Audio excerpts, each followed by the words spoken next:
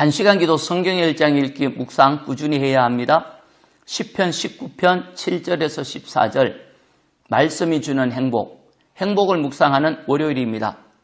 우리가 행복하기를 원하는 수준보다 하나님은 더 큰 행복을 누리기를 원하십니다. 하나님께서 우리의 행복을 위하여 주신 선물들이 있지요. 시내산에 임하셨을 때는 율법을 주셨습니다. 율법을 지켜 행함이 큰 행복으로 가는 길이지요. 예수님께서 부활 성천하셔서 오순절에 성령을 부어 주셨습니다. 성령을 따름이 행복의 길입니다. 말씀과 성령을 따르면 행복의 지름길이죠. 말씀을 통해 행복을 누리는 것이 어떤 것인지 시편의 시인은 고백하고 있습니다. 7절입니다. 여호와의 율법은 완전하여 영혼을 소성시키고 여호와의 증거는 확실하여 우둔한 자를 지혜롭게 하고 여호와의 교훈은 정직하여 마음을 기쁘게 하고 여호와의 계명은 순결하여 눈을 밝게 하시는도다. 여호와를 경외하는 도는 정결하여 영혼에 이르고 여호와의 법도는 진실하여 다 의로우니 금 곧 순금보다 더 사모할 것이고 꿀과 송이꿀보다 더 달도다. 또 주의 종이 이것으로 경고를 받고 이것을 지킴으로 상이 큽니다. 아멘. 살아계신 하나님 말씀을 듣고 지킴이 얼마나 큰 행복인지를 노래하고 있습니다. 말씀을 듣고 행한 사람만이 아는 행복이지요. 여호와의 율법은 완전하여 영혼을 소성시켜 줍니다.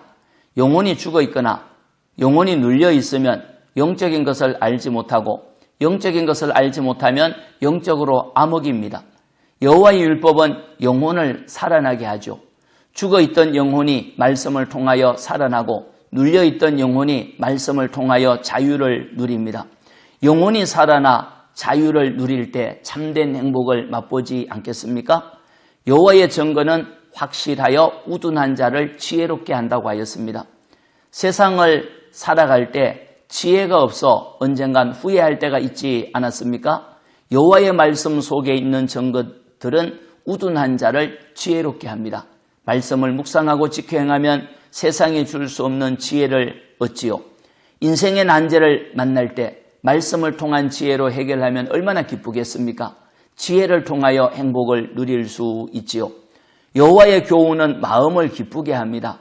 마음이 우울하고 슬프면 먹어도 소화가 되지 아니할 때가 있습니다.